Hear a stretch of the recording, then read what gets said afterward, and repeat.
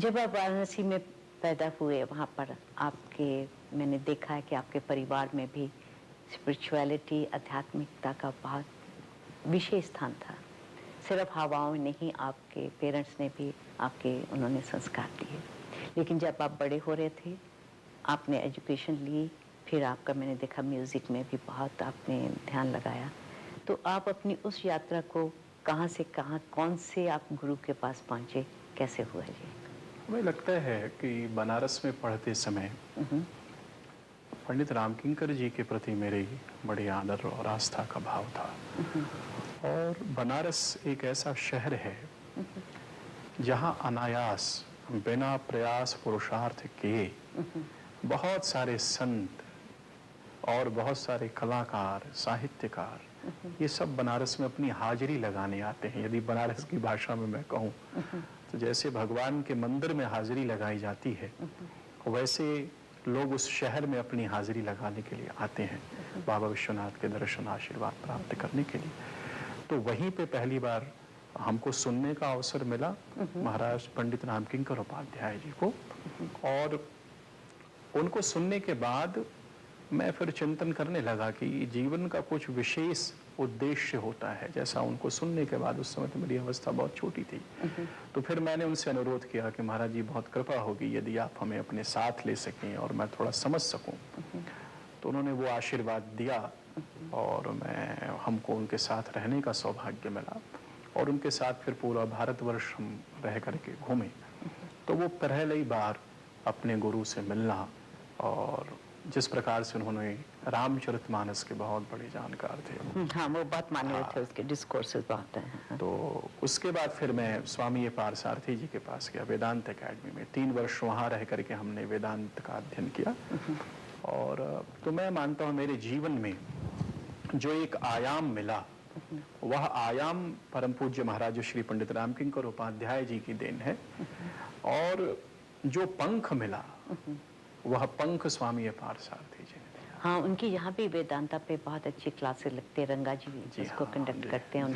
उनकी वाइफ भी हैं साथ में, वो भी काफ़ी कार्य कर रहे हैं।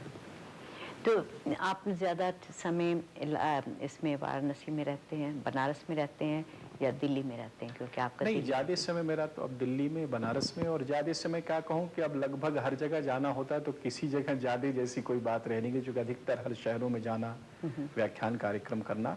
लेकिन मेरे हृदय के करीब बनारस है। जब भी मेरे पास समय होता है तो हमें लगता है कि बनारस बुला रहा है और मैं वहीं पे समय ज़्यादा रहना पसंद करूँगा। वो बात कम है कि भी बहुत कम अवसर लग पाता है बिकॉज ऑफ ट्रैवल के कारण। आपने बहुत अच्छी बात इंटरव्यू शुरू होने से पहले विश्वास के बारे में कही। शिव जी का वहाँ पे स्थान है अपने बनारस में, और उसको आप पुनः कहिएगा तो। मेरे मन में जो सबसे बड़ी जिसकी जो कंसर्न है, और यह एक गंभीर विषय है, चूंकि धर्म के नाम पर अभी जो हो रहा है, वह चाहे भारत में हो रहा हो, विदेशों में हो रहा, कहीं भी हो रहा हो, कई बार ऐसा लगता है कि हम अंधविश्वासी हो रहे हैं। Ritualistic and just ritualistic. Ritualistic भी होना, अंधविश्वासी होना नहीं। रिचुअलिस्टिक होना प्रथम कक्षा हो सकती है, लेकिन अंधविश्वास नहीं है। रिचुअलिस्टिक से फिर धीरे धीरे आप ऊपर की तरफ बढ़ सकते, वह अंधविश्वास। अंधविश्वास ये है जिसका सत्य के साथ कोई सरोकार है ही नहीं। रिचुअल्स का सरोकार है। रिचुअल्स हमें सत्य तक पहुंचाने में मददगार होते हैं। धीरे धीरे चलने के बाद सीढ़ी है। एक सर्टेन स्थिति के बाद, कुछ समय बाद रिचुअल्स अपने आप आपसे छूट जाते हैं, तो वो उस परंपरा का अंग है और उसके बिना शायद उस जगह तक आदमी पहुंच भी ना पावे। अंधविश्वास वह है जिसका सत्य से कोई लेना देना नहीं है। वह एक सत्य का आभास मात्र है। जैसे मेरा प्रतिबिंब, अब कोई मेरे प्रतिबिंब को पकड़ने की कोशिश करे तो किसी के प्रतिबिंब से आप उस व्यक्ति तक नहीं पहुंच सकते, बिंब तक नहीं पहुंच सकते। अंधविश्वास क्या है? वह विश्वास के कारण ही टीका है। बहुत अच्छा कहा है। आध्यात्मिकता के बारे में हम अपने अगले उसमें आध्यात्मिकता पर ही लेंगे थोड़ा सा। आप हमारे साथ रहिए। हमें बहुत अच्छा लग रहा है कि कृष्णकांत जी इतनी अच्छी तरह समझा रहे हैं। कमर्शियल के बाद हम इसी टॉपिक को कंटिन्यू करेंगे। शुभ पुनः स्वागत। जैसा कि आज हमारा बहुत सौभाग्य है कि हमारे पास स्टूडियो में श्री कृष्णकांत द्विवेदी जी आए हुए हैं, जो कि बनारस से हैं और हमारे टोरंटो में 4-5 बार पहले भी आ चुके हैं। उनके कई मंदिरों में ओकविल, हिंदू सभा, लक्ष्मी नारायण टेम्पल और भी कई टेम्पल्स में उनके प्रवचन हुए हैं। उनके प्रवचन का माध्यम हमेशा अलग लग रहा है।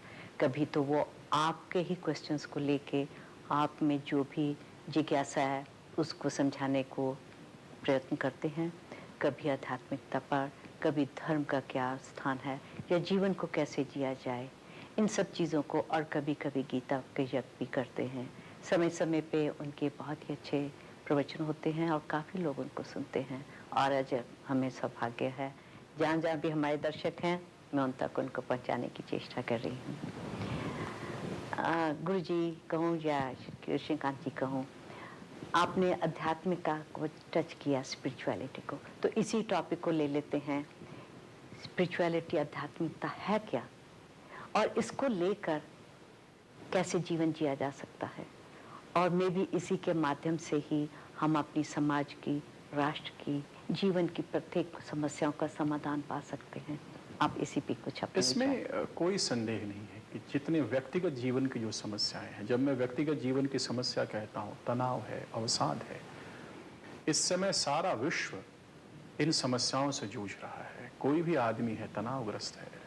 अभी बहुत युवा भारत में भी अवसाद से ग्रसित हो रहे हैं। तो यह व्यक्तिगत समस्या है। कई समस्याएं समाज के स्तर पर दिखाई देती हैं, फिर कई समस्याएं राष्ट्र के स्तर पर दिखाई देती हैं। इन सारी समस्याओं का समाधान आध्यात्म में है। अध्यात्म का अभिप्राय है अपने आप को जानने की कोशिश करना, अपने आप को तलाशना। संसार में हम दूसरे को तलाश रहे हैं, वस्तु को तलाश रहे हैं, व्यक्ति को तलाश रहे हैं, परिस्थिति को तलाश रहे हैं। यह सारी तलाश हमारी बाह्य तलाश है। लेकिन जब यह बाह्य तलाश धीरे धीरे आंतरिक दिशा ले ले और जब व्यक्ति खुद अपने आप को तलाशने लग जाए कि वस्तुतः मैं कौन हूं, मैं तो था नहीं, अभी थोड़े समय के लिए हूं, आगे भी मैं नहीं रहूंगा, बीच में मैं कौन हूं, कहां से आया, किस लिए आया, मेरा प्रयोजन क्या है। क्योंकि सारा जीवन हम साधनों को इकट्ठा करने में लगा रहे हैं। आध्यात्मिक व्यक्ति इस बात को भी जानने की कोशिश करता है कि साधन तो जीवन के लिए है, लेकिन यह जीवन किसके लिए है, जीवन किसके लिए है, इसको तलाशना, यह आध्यात्मिक की शुरुआत है। स्वयं को जानने की चेष्टा करना।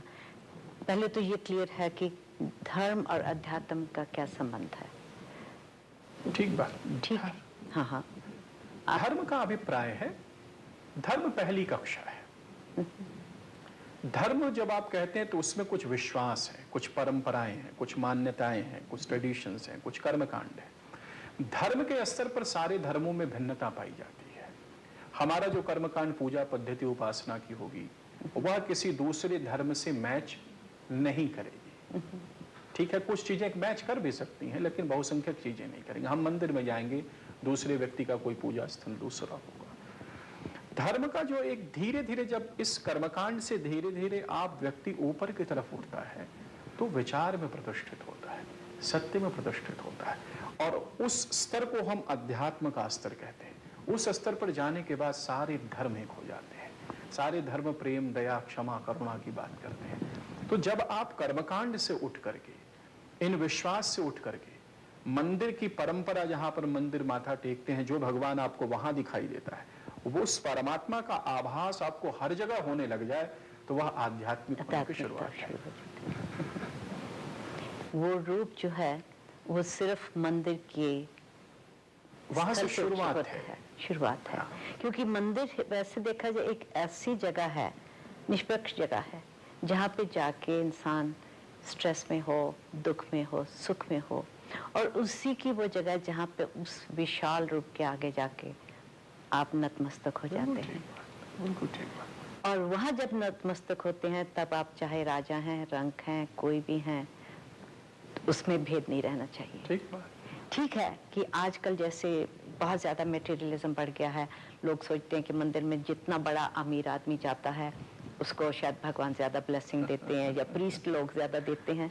ठीक है, वो भी चलता है, लेकिन आप जब अपनी भावना से जाते हैं, किस भाव से जाते हैं, कैसे नतमस्तक होते हैं, वहीं पे जब सरेंडर कर दिया तो वहां भाव ही महत्वपूर्ण है। मंदिर एक ऐसा स्थान है जहां पर आपके पास क्या धन समृद्धि, क्या ऐश्वर्य वैभव है, कितने ज्ञानी हैं, कितने अज्ञानी हैं, इस बात का कोई औचित्य नहीं रह जाता। मंदिर प्रांगण में प्रवेश करते ही एकमात्र चीज जो रह जाती है वह है व्यक्ति की भावना। यदि आपकी भावना है तो बस वही पात्रता है मंदिर में प्रवेश करने की। और एक बात और बताऊं, भगवान की कृपा सदा सर्वदा हर व्यक्ति पर समान है। भगवान पार्शियलिटी नहीं करता कि किसी के ऊपर ज्यादा करे, कि ज्ञानी पर ज्यादा कर दे, अज्ञानी पर कम कर दे, धन वाले पर ज्यादा करे, निर्धन पे कम करे। भगवान की कृपा सदा सर्वदा सब पर समान है, लेकिन उस कृपा को रिसीव करने की क्षमता हमारे भीतर, हमारी पात्रता से है। हमारा पात्र कितना बड़ा, कितना खुला है, उसका मुख और नहीं है।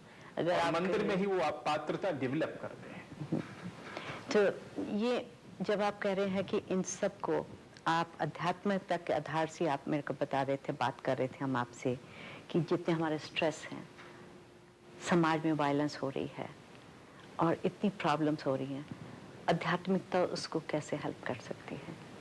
एक छोटा सा मैं उदाहरण देता हूं कि जो व्यवहार है, जो भी आप हिंसा समाज में देख रही हैं, यह सब व्यवहार में परिवर्तन है।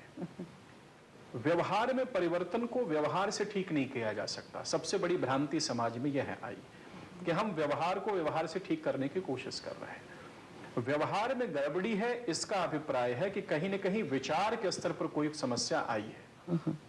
यदि विचार को ठीक कर दिया जाए, विचार को ठीक करते ही आपका व्यवहार स्वतः ही ठीक हो जाएगा। तो ये जो व्यवहारिक समस्याएं आ रही हैं, हमको विचार के स्तर पर काम करना है। विचार के स्तर पर काम करने का अभिप्राय है, जैसे भारत में मैं आता हूं और हमको बहुत सारे कॉलेज, यूनिवर्सिटी, हर जगह जाने का मौका मिलता है। दुर्भाग्य से कुछ स्थलों पर, हर जगह नहीं, कुछ जगहों पर विद्यार्थियों का ऐसा मानना है कि सफलता के लिए शॉर्टकट ही सही रास्ता है, शॉर्टकट से आप सफल हो सकते हैं। अब यदि किसी विचार, यह एक विचार मात्र है, इस विचार से जो जीवन की यात्रा शुरू करेगा, उसके व्यवहार में विभिन्न प्रकार के परिवर्तन अपेक्षित आने ही लगेंगे। उसके जीवन में अच्छे संबंध नहीं होंगे। क्यों? क्योंकि वह यह मान करके चल रहा है कि सफलता का रास्ता शॉर्टकट से है, किसी संबंध की जरूरत नहीं है, तो संबंध सफर करेगा। वैसे हर तरह की जो विभिन्न प्रकार की विकृतियां हैं, संभावना उसके जीवन में आ जाए। मेरे कहने का अभिप्राय, यदि कहीं कोई नकारात्मकता है, उस नकारात्मकता को ठीक किया जा सकता है विचार के स्तर पर जाकर के। और आध्यात्म यही करता है, वह आपके विचार को ठीक करने की कोशिश करते हैं। हम यहाँ पे पुनः एक छोटा सा ब्रेक लेंगे और इस शो में पुनः स्वागत। सौभाग्य से हम द्विवेदी जी, कृष्णकांत द्विवेदी जी से बात कर रहे हैं, जो कि वेदांता के बहुत अच्छे स्पीकर हैं और यही उनके फेवरेट टॉपिक्स हैं। ये बनारस से हैं और वो पवित्र भूमि जो कि लगता कि हवा में भी आध्यात्मिकता सिखाती है, और हमारा सौभाग्य है कि उसी विषय पे हम बातचीत कर रहे हैं। अभी आपने कहा कि ये मानव में विचार परिवर्तन में आध्यात्मिकता एक मेन, जैसे टूल कहते हैं, इंस्ट्रूमेंट है, वो है। सबसे बड़ी इंसान में जब स्वयं में विचार परिवर्तन है, अगर उसमें परिवर्तन आता है तो उसका जो दृष्टिकोण है वो भी बदल जाएगा। पहले फैमिली की ओर, फिर समाज की ओर और फिर पुनः देश की ओर। इसको लेके आपने जैसे कहा कि टेक्निक्स डेवलप करनी पड़ती हैं, कि हम लोग इतने मटेरियलिस्टिक वर्ल्ड में चल रहे हैं जहाँ पे हर समय हमें भाग दौड़ है, इतनी रिस्पॉन्सिबिलिटीज हैं, इतनी डिमांड्स हैं, दिन में इतने काम करते हैं। वहाँ स्पिरिचुअलिटी कैसे हेल्प करेगी, कैसे स्ट्रेंथ देगी और कैसे उसकी प्रैक्टिस करनी चाहिए उसको जीवन में लाने की? सबसे पहले यह भ्रांति समझने की जरूरत, बहुत बड़ी भ्रांति मैं मानता हूँ। भारतीय संस्कृति की एक विशेषता है और वह ये विशेषता यह है कि भारत आध्यात्म और संसार को कभी भिन्न करके नहीं देखता। हमारी संस्कृति में आध्यात्म कोई अलग है पार्ट टाइम और संसार अलग है, ऐसी किसी भी प्रकार का कोई भेद है ही नहीं। वहां संसार और आध्यात्म दोनों एक दूसरे से जुड़े हैं। इसलिए हमारे बहुसंख्यक देवी देवता, हमारे बहुसंख्यक ऋषिगण सबके अपने परिवार हैं। हमारे यहां यह नहीं कहा गया कि कोई कर्म आध्यात्मिक है। आपका कर्म करने की भावना क्या है? It's not the action but the intention And how you're doing it. and how you are You're doing it. Yes, how you're वो doing it. इंटेंशन ही किसी कर्म को सांसारिक या आध्यात्मिक बना देता है। यदि आप दुकान में बैठे हैं, देखने में बड़ा सांसारिक कर्म लगता है कि आप कोई बिजनेस कर रहे हैं, लेकिन यदि दुकान में बैठते समय आपके मन में यह भावना है कि भगवान ने हमको यही गुण दिया है और मेरे पास उस परमात्मा की सेवा करने का इससे अच्छा और कोई स्किल मेरे पास है नहीं, मैं सुबह दुकान खोलता हूं, दिन भर जो भी बिजनेस करना है करता हूं, यदि उस कर्म को आप भगवान को समर्पित करके भगवान की सेवा मान के करें तो आपके दुकान चलाने का कर्म जो देखने में सांसारिक है उससे बड़ा आध्यात्मिक कर्म भी कोई नहीं हो सकता। ये आपने बहुत ही बढ़िया कहा, क्योंकि मैं काफ़ी लोगों के संपर्क में आती हूँ अपने मीडिया से, टेलीविज़न के थ्रू भी और वैसे भी जीवन में देखते हैं कि आप किसी में व्यवसाय में हो, चाहे आप डॉक्टर हैं, इंजीनियर हैं, अकाउंटेंट हैं, कुछ भी हैं, लेकिन आपने बहुत अच्छा कहा कि कैसे अपने उस कर्म को, उस ड्यूटी को डिलीवर कर रहे हैं, उसमें आध्यात्मिकता आ जानी चाहिए। बिल्कुल ठीक बात, बिल्कुल ठीक बात। और फिर ना तो आपको थकान लगेगी उसमें, ना आपको स्ट्रेस होगा, ना फ्रस्ट्रेशन होगी, क्योंकि वही काम आपने चुना है जिसमें आपको अंदर से थकान, फ्रस्ट्रेशन जीवन में तब आती, दो ही चीजें होती हैं। जब आप अपनी पात्रता से ज्यादा प्राप्त करने की आकांक्षा रखें। हम प्राप्ति ज्यादा चाहते हैं, पात्रता बढ़ाना नहीं चाहते। इसकी व्याख्या की जा सकती है, सूत्र वाक्य यदि मैं कहूं, प्राप्ति की इच्छा बहुत ज्यादा और अपनी क्षमता बढ़ाने को हम तैयार नहीं है। दूसरा कि हम सारे संसार की हर वस्तु हमारे पास आ जाए, इस प्रकार का जो लोभ है, जब जीवन में यह दो चीजें आ गई, इसलिए रामचरितमानस में बहुत अच्छा प्रसंग है कि जब तक कैकेयी जी पास में थी तब तक कोई समस्या नहीं हुआ। कैकेयी क्रियाशीलता है, मंथरा क्या है? वह जीवन का लोभ है। क्रियाशीलता के पीछे लोभ हो तो ठीक है, मंथरा जब तक कैकेयी की दासी है कोई समस्या नहीं, लेकिन जिस दिन मंथरा आगे निकल गई, कैकेयी जी पीछे हो गई, जिस दिन हमारा लोभ हमारे एक्शन को गाइड करने लगेगा, हमारे जीवन में तनाव भी होगा, हमारे जीवन से सीता स्वरूपी सीता जी विदा होंगी और परमात्मा स्वतः विदा हो जाए, बैलेंस खत्म हो जाएगा। हाँ, बैलेंस। इसलिए आवश्यकता है कि ठीक है हमारा कर्म है, कर्म के पीछे हमारा कुछ लोभ भी छुपा है, लेकिन वह लोभ पीछे रहे। लोभ हमारे कर्म को डिक्टेट करेगा तो यह सारी विकृति, भ्रष्टाचार, जितना भी आपको दिखाई देता है, यह सब इसी का परिणाम है कि हमारी क्रिया लोभ के द्वारा गाइडेड हो गई। बहुत बढ़िया, आपने बहुत अच्छी तरह समझाया, पर मैं आपसे, हमारे पास टाइम बहुत कम होता है, ख़त्म होने को आ रहा है। मेरे को पता चला कि आपकी वहाँ पे एक बहुत अच्छी, दिल्ली में आपने यूनिवर्सिटी बनाई है और जो तरह का वो कार्य कर रही हैं वो हमें सुन के बहुत अच्छा लगा और हम चाहते हैं कि आप हमारे दर्शकों से भी उसको शेयर करें। और जो आपने उसका नाम दिया है ज्ञानदान, उसका आपने विषय रखा, उसके बारे में आप थोड़ा बताएंगे तो मैं फिर बात उसमें शेयर करती हूँ। सेल्फ रिलायंस इनिशिएटिव सोसाइटी करके एक ऑर्गेनाइजेशन हम सभी लोगों ने बनाया और उसका मूल उद्देश्य यही है कि हम सब, हमारे यहाँ जो सहना भवतु सहनो भुनत्तु की बात है कि सारा समाज एक साथ आवे, जो भी समाज के अच्छे लोग हैं, किसी भी सेक्टर के हों, व्यवसाय में हो, राजनीति में हो, आध्यात्म में हो, उन सब लोगों को ले आना, स्कूल कॉलेजेस में उनके व्याख्यान कार्यक्रम आदि कराना। इसी कार्यक्रम का नाम अपने ज्ञानदान रखा गया। और मैं यहाँ कनाडा के लोगों से भी अनुरोध करूंगा कि जब वो भारत आते हैं, आपके माध्यम से या किसी माध्यम से उन्हें पता चल सकता है श्री सोसाइटी करके, और वो आवे, हमें बतावें। उनके भी समय का मैं सदुपयोग करने की कोशिश करूंगा, उनके अनुभव का उपयोग हमारे विद्यार्थियों को मिले, ऐसा मैं उनके आप लेक्चर अरेंज करवा सकें, लेक्चर अरेंज कराएंगे। हमारे जो चैप्टर्स हैं वहाँ पर बहुत सारे विद्यालय कॉलेजेस में जिनके साथ संबंध रख के हमारे वॉलंटियर्स काम करते हैं, वहाँ पे इनका व्याख्यान आदि होगा। तो आपको कांटेक्ट करने के लिए वो आपको फोन करें या आपकी वेबसाइट है या ईमेल? हाँ, वेबसाइट है। आप अपनी वेबसाइट बोलेंगे? www.srisociety.com, इस SRI society.com, उस पे जाके वो कांटेक्ट। ये इन्होंने बहुत अच्छी तरह बताया कि अगर आप कभी भी भारत भ्रमण के लिए जा रहे हैं, किसी भी क्षेत्र से आप हैं, इंजीनियर हैं, डॉक्टर हैं, अकाउंटेंट हैं, सोशल वर्कर हैं, फिजियोथेरेपिस्ट है, जो कुछ भी आपका फील्ड है और आपने जो भी सीखा हुआ है, अपना वो नॉलेज स्टूडेंट्स को वहाँ देना चाहते हैं तो ये आपके लेक्चर वहाँ पे यूनिवर्सिटीज़ कॉलेजेस में जिस भी लेवल पे आप करना चाहते हैं वो अरेंज कराएंगे। और एक बार आपकी वेबसाइट फिर से क्या है, srisociety.com, उस पर आप कांटेक्ट करिए। और अगर आपको द्विवेदी जी से कांटेक्ट करना है तो आप लक्ष्मी नारायण नंबर हैं या अपने गो टेम्पल हैं, हिंदू सभा टेम्पल है ओकविल में, कहीं भी आप कांटेक्ट करेंगे आपको इनका कांटेक्ट मिल सकता है।